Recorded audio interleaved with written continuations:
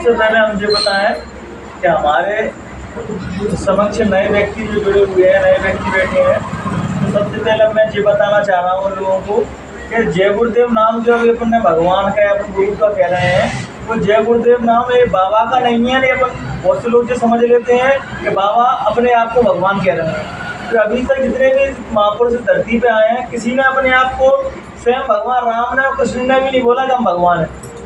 लेकिन उन्हें जाने के बाद संसार सब पूछने लगता है। तो उन्होंने जानकारी के लिए सत्संग में बताया था कि बच्चा जय गुरुदेव नाम मेरा नहीं है, जो भाई साहब का नाम है, बाबा जी का नाम वही था, जो भक्ति के महापुरुषों ने रखा था वही था। मैंने कहा जय गुरुदेव नाम उस मालिक का, उस परम पिता परमात्मा का है, मेरा और किसी व्यक्ति का, पेड़ पौधे का नाम नहीं है। तो जब हम किसी नए व्यक्ति से मिलते हैं, किसी को बताते हैं जिसको कोई जानकारी नहीं है, तो वही कहते हैं बाबा जी तो अपने आप को ही भगवान करवा रहा है। तो कहते हैं जय गुरुदेव नाम प्रभु का। तो वो अपना नाम अपनी पूजा नहीं करवा रहे। कोई भी महापुरुष आता है तो ये कभी नहीं कहता कि मेरी पूजा करो। उसके जीवन का उद्देश्य धरती में इसलिए होता है कि जो जीव जन्मांतर से बिछड़े हुए हैं, उस मालिक से, परमात्मा से दूर है, जो जीवन के उद्देश्य को ही नहीं समझ पा रहे कि मेरा जन्म धरती पर क्यों हुआ है। पर वही उद्देश्य गुरु सतगुरु हमें वही बताते हैं कि तुम्हारा खाने पीने और सो जाने और मर जाने में, स्त्रियों को भोगने में या स्त्री पुरुषों को भोगने के लिए पैदा नहीं हुए तुम। हमारे अंदर अब मैं प्रार्थना नहीं कर रहा कि दीप जलते ही सब पाप धुल जाएंगे। जब अपनी जीवात्मा जागृत हो जाती है, जब दीप जल जाता है अपनी जीवात्मा में, तो मूर्छित पड़ी है अपनी जीवात्मा, तब जिंदा है मृत्यु है सब एक समान है। जब जीवात्मा हमारी जग जाती है तो हम सत्य असत्य को और अच्छा बुरा है तो अपन अपने मन से ही कल्पना करने लगते हैं जो अच्छा है जो बुरा है। अच्छे बुरे की पहचान तुम तब कर पाओगे जब तुम्हारी चेतना जागृत हो जाएगी। जैसे कृष्ण भगवान ने विराट रूप दिखाया था, तो विराट रूप सबके लिए तो ही दिखाया था, सबको तो दिखाई नहीं दे रहा था। जब अर्जुन को दिव्य दृष्टि दी थी तब अर्जुन देख पाए थे। तो गुरुदेव क्या कह रहे हैं कि वो दिव्य दृष्टि केवल अर्जुन की पास नहीं है। कृष्ण भगवान ने केवल अर्जुन को ही नहीं दी, हर व्यक्ति के पास वो दिव्य दृष्टि है। तो वो खुलेगी कैसे? वही रास्ता तो दादा गुरु महाराज बता रहे थे कि तुम सुबह और शाम एक घंटा बस अपने आप को दो। बच्चों को देख के आपने बहुत दे दिया, परिवार को बहुत दे दिया। जब मर जाओगे तो तुम्हारे जिन्हें तुम अपना अपना कह रहे हैं जी तुम्हें जलाएंगे, और 10-15 दिन बाद जी तुम्हें भूल जाएंगे कौन पापा थे, कौन मम्मी थी, कौन भैया थे, कौन भाभी थे। इसलिए जो सच्चा सुख है वो हमें अपनी आत्म ज्ञान प्राप्त करने से ही सच्चा सुख मिलेगा। संसार की तो सारी चीज मिल जाए। जैसे संत एकनाथ कहते थे कि धनवान वही व्यक्ति है जिसके पास आत्मा का धन है, जिसने अपने आप को जान लिया। अभी मैं कहूँ मेरा नाम राहुल है, केवल इतना ही मेरा परिचय नहीं है, मैं इतना अमर हूँ कि मैं कभी नहीं मर सकता। जैसे कबीर साहब कहते थे कि ब्रह्मा विष्णु सब देवी देवता मर जाएंगे लेकिन अपन कभी नहीं मरेंगे। तो उन्होंने किस चीज के लिए? शरीर के लिए नहीं कहा, शरीर तो मरेगा एक नहीं दिन। शरीर तो राम का ही मरा था, कृष्ण का ही मरा, मेरा ही मरेगा, तुम्हारा ही मरेगा। लेकिन उन्होंने उस चीज को जान लिया था जो कभी नहीं मरेगा, जिसको हम जीवात्मा कहते हैं, आत्मा कहते हैं, कोई स्पिरिट कहता है, कोई कुछ कहता है। लेकिन जो हमारे अंदर जीवात्मा बैठी है वो कभी नहीं मरती।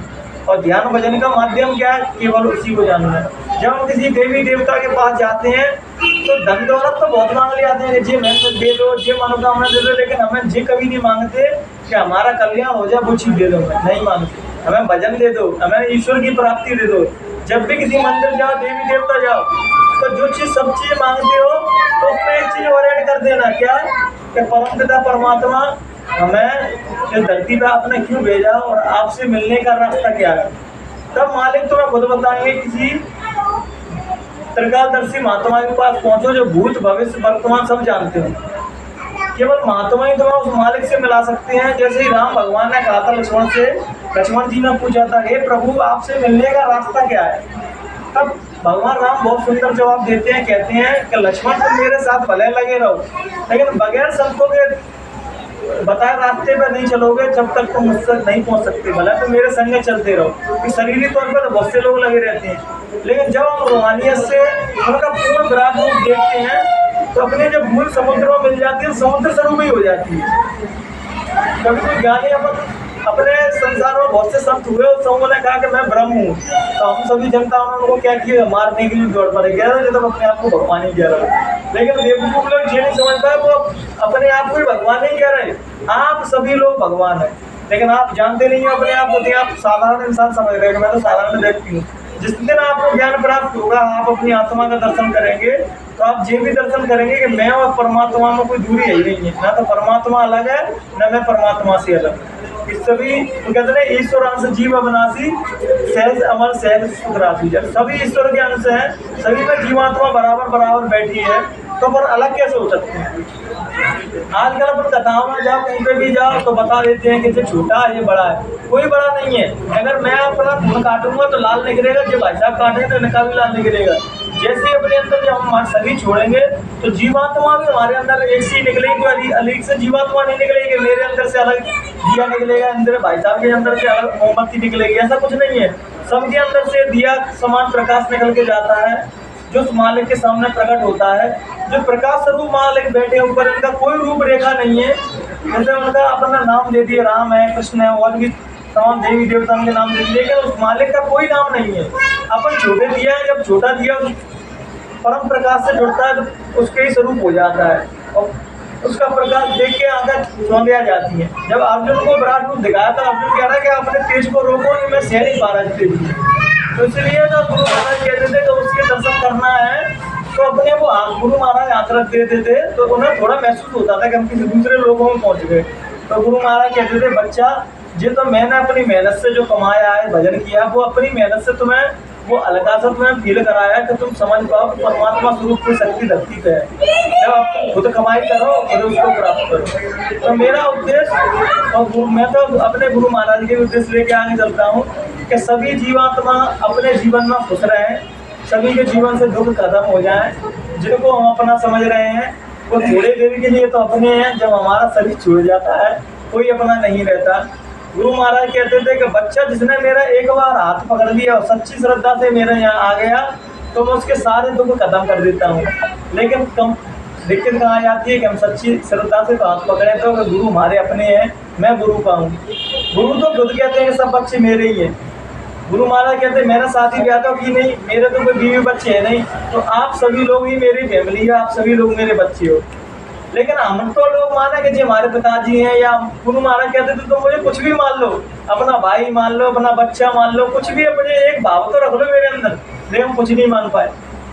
जब हम फंस जाते हैं, मुसीबतें आती हैं तो गुरुदेव को बुलाने लगते हैं, समस्याएं खत्म होंगी, सब भूल पा जाते हैं। तो इसलिए हमारे जीवन में कोई दुख संकट है ना तो समझना वो प्रभु हमें याद कर रहा है, इसलिए हमारे जीवन में दुख है। तो तुम्हारे जीवन में कोई दुख नहीं होंगे तो तुम उसको याद ही नहीं करोगे, क्या जरूरत है? क्यों याद करना? भगवान को सब सुख सुख है तो मेरे पास। कभी आपने पैसे वाले लोगों को, करोड़पति लोगों को, राजा महाराजाओं को भजन करते हुए देखा कि नहीं? मैंने जरूरत ही नहीं है भजन करनी, क्योंकि वो संसार के सुख को ही सब कुछ समझ रहे हैं। और जब माँ की अदालत में खड़े कर दिए जाएंगे तो मैंने आपको कहानी ने सुनाई थी फकीर की और बादशाह की। तो फकीर कहते हैं पहले जो डिसाइड कर ले कि बादशाह कौन है, तू या मैं? तू तो सब कुछ खो के जा रहा है, लेकिन मैं तो सब कुछ पा के जा रहा हूँ। तो बादशाह तू हुआ कि मैं हुआ? दुख तो तुम संसार की चीजें छोड़ोगे तो दुख होगा, लेकिन संत महापुरुषों ने तो पहले जिंदगी दी, दौड़ रहे उन्होंने पहले ही छोड़ दी। ये चीन के संत हुए थे, उन्होंने कहा था कि मुझे कोई हरा नहीं सकता। उन्हें क्यों? कि मैं पहले से हारा हुआ हूँ। क्योंकि अपने अस्तित्व क्या परमात्मा के सामने कुछ नहीं। हवाला पन्ना क्या तो कैंसर हो गया, उसने एक हाथ इशारा किया अपना कैंसर हो गया। क्या कहते बलवान शरीर वाला 2 मिनट में छड़ हो गई, धरती पर आ गई। तो अपन अहंकार और घमंड किस चीज का है? जब हमारे कल का ही भरोसा नहीं कि आज हम सुख सारा चल रहा है, कल ही मर गया।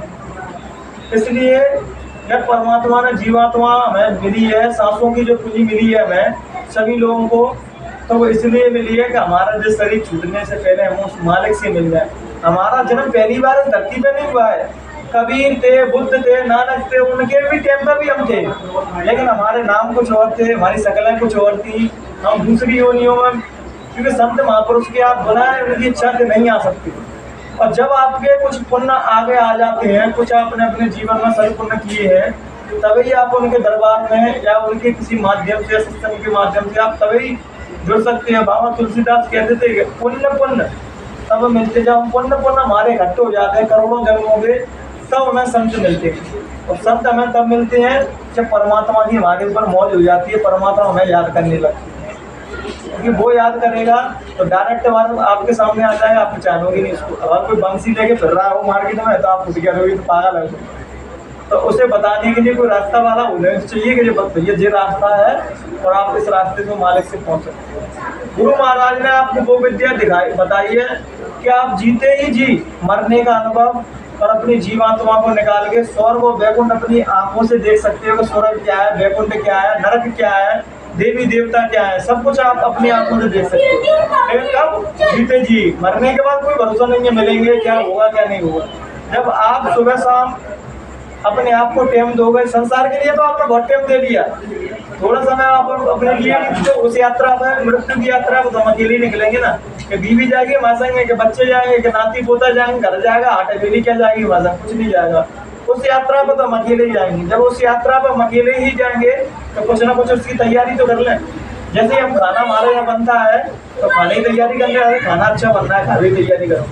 उसी प्रकार हमारे जीवन में सब चीज अनिवार्य है, कपड़े अनिवार्य है, खाना अनिवार्य है, घर मकान अनिवार्य है। उसी प्रकार भगवान का भजन भी हर जीव के लिए अनिवार्य है। आप किसी भी नाम को लो, मैं ये नहीं कह रहा कि जगुदेव नाम लो, आप किसी भी नाम को मानते हो, किसी भी देवी देवता को मानते हो, आप सच्चाई के रास्ते में चलें, किसी का गलत ना करें, अपना मेहनत और ईमानदारी से अपना काम करें, यही सबसे बड़ा पुण्य है। अगर आप अपना काम मेहनत और ईमानदारी से काम कर रहे हैं, उसमें से भी कुछ हमारे जीवन में 10-5 रुपए हम किसी के जरूरतमंद को दे दें। मैं क्या कह रहा हूँ, मैं ये नहीं कह रहा किसी को दान का, जरूरतमंद को दे देना। दान का मतलब होता है जरूरतमंद को, भाई साहब को भूख लग रही है और आप, मैं पेट भरा है, आप मुझे दे जाओ रोटी के लिए, भाई साहब महात्मा हो गए, लो आप 2 रोटी, तो कोई पुण्य नहीं लगेगा, क्योंकि भूख उनको लग रही है। जरूरत कहाँ है रोटी की? उनको, क्योंकि उन्हें भूख लग रही है। भाई साहब ने रोटी खा ली तो भाई साहब को ये बताए। इसलिए दान की आवश्यकता वहाँ है जहाँ जरूरत है। कोई आदमी भगवान का भजन कर रहा है तो हमें उसके रूप, हमें कुछ ना कुछ उसके सहयोग करना चाहिए कि हम तो नहीं कर पा रहे इतना भजन, हो सकता है उसके भजन से हमारा कुछ कल्याण हो जाए, या वो भजन करके उस मालिक को पाले तो उनकी हमारी भी हाजिरी लगा दे, भैया इन लोगों ने मेरा सहयोग किया रोटी खिलाने। जब मैं भजन करता था, गुरु महाराज कहते थे कि जब मैं भजन करता था तो 7-8 रोटी मांग मांग के लाता था तो तब खाता था। तो जब तक जिनने 7-8 रोटी उन्हें दी होंगी तो भजन में जब वो मालिक से मिले होंगे तो उनका भी काम तो बहुत जुड़ा होगा, भैया इनकी वजह से भजन कर पाए, रोटी नहीं मिलती तो भजन कहाँ से करते। जब खाने नहीं मिलेगा परमात्मा कैसे भजन करेंगे। तो संयोग ऐसे व्यक्ति करना चाहिए जो करोड़ों से अरबों से भरे पड़े हैं, या जरूरत है हाँ हम दान नहीं दे पा रहे। और जो भी आप दान दे रहे हो तो पहला आप ये सोचो कि हमारे दान का हो क्या रहा है, कि जरूरतमंद तक कुछ चीजें पहुंच पा रही है नहीं।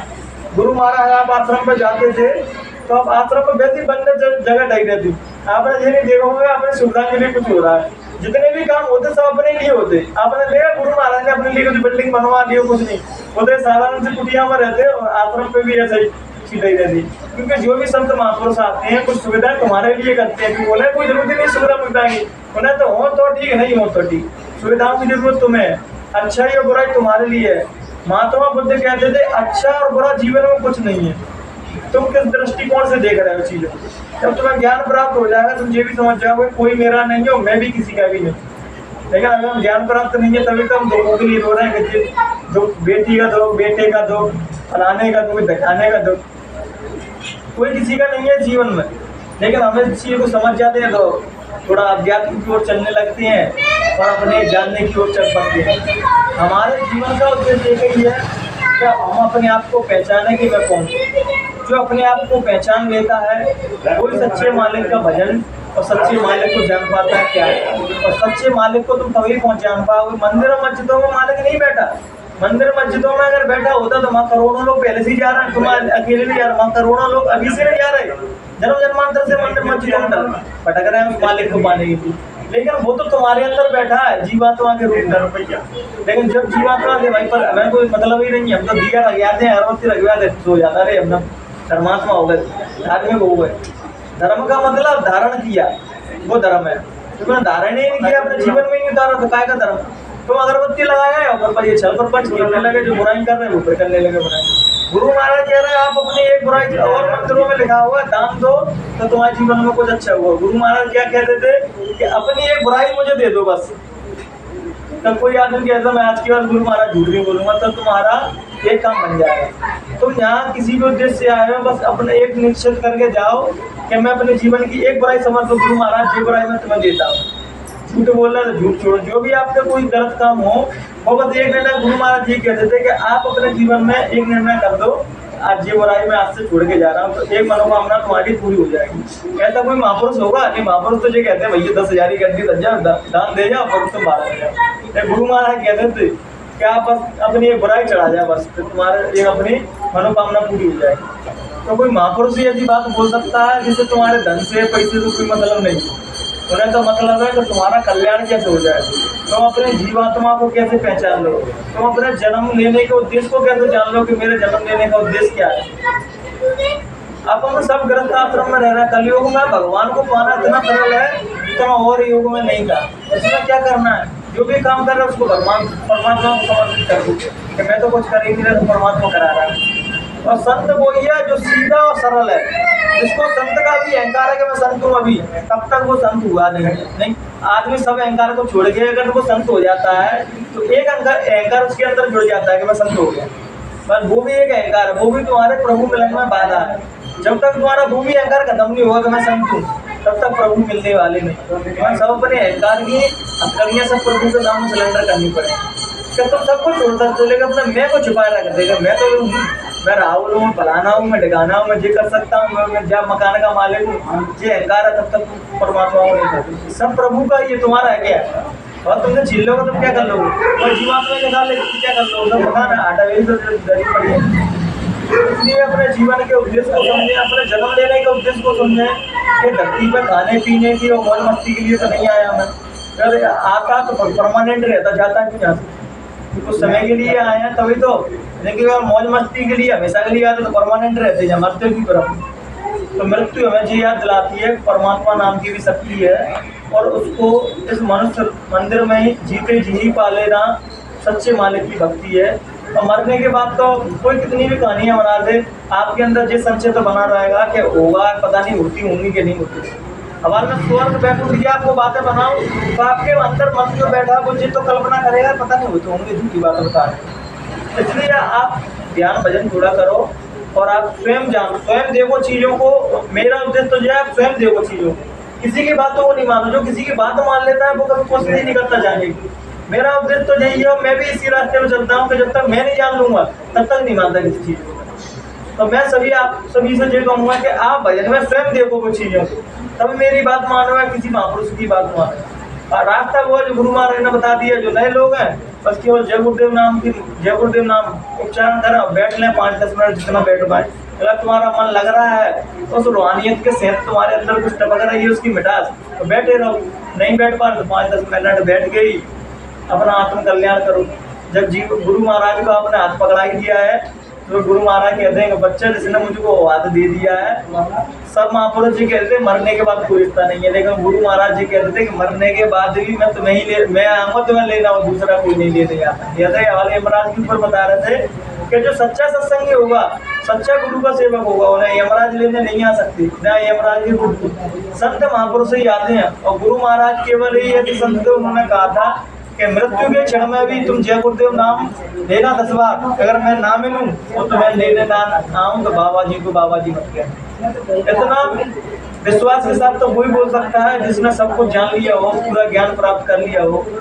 क्योंकि आधे अधूरे गुरुओं के पास जाओगे तो वो तुम्हें भ्रमत में डाल देंगे, खुद ही उस मालिक से नहीं मिले तो तुम्हें कहाँ से मिलवा देंगे। सच्चे गुरु का उद्देश्य केवल यही रहता है कि जीवात्मा को कैसे उस परमात्मा से मिला दिया जाए। और उनके जीवन का उद्देश्य नहीं होता कि तुम्हें मनोकामना पूरी कर दी है, उनके जीवन का उद्देश्य मनोकामना तो पूरी इसलिए करते हैं वो कि तुम्हें विश्वास हो जाए इससे, और विश्वास दृढ़ करने के लिए वो चीज़ें बताते हैं तुम्हें। गुरु महाराज कहते थे कि जो दाने में विश्वास के लिए फेंकता हूँ तो तुम्हारी मनोकामना पूरी हो जाती है, तो तुम्हें विश्वास हो जाए बस। बाकी मेरा काम मनोकामना का नहीं है, मेरा काम बस एक ही है कि तुम उस मालिक से कैसे मिल जाए। बस आज के विचारों को हम नहीं विराम देंगे। अगर कहने सुनने मुझसे कोई भी गलती हुई हो तो अपना छोटा भाई समझ के मुझे माफ कर देना। जय गुरुदेव।